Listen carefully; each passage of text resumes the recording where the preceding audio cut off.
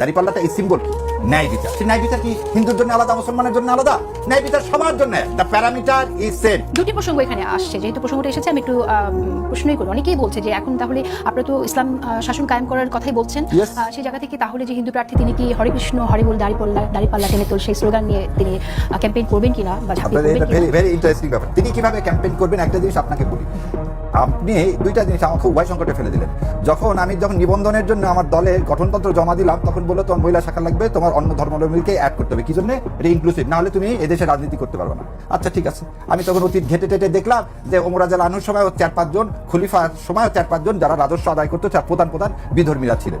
আমি এখন আমার কি জামাত ইসলাম কি বিধর্মী শাখা বলবো না, কিন্তু জামাত ইসলাম অন্যান্য ধর্ম, যেটা আমার কনস্টিটিউশন কি করছে, সম্মান দিচ্ছে। আমি এই কনস্টিটিউশন সম্মান করেই বাংলাদেশকে ধারণ করছি। তাহলে ওই লোকটাকে যে নিছি, উনি ওনার স্ট্র্যাটেজি ঠিক করবে। দাঁড়িপাল্লা মানেটা কি? দাঁড়িপাল্লাটা এই সিম্বল কি? ন্যায় বিচার। সেই ন্যায় বিচার কি হিন্দুর জন্য আলাদা, মুসলমানের জন্য আলাদা? ন্যায় বিচার সবার জন্য। The parameter is same. Allah বলছে মিজান। মিজান মানে কি? ন্যায় বিচার। আর আল্লাহ হচ্ছে কি? আমার, আপনার, তাই। ব্রহ্মা মানে কি?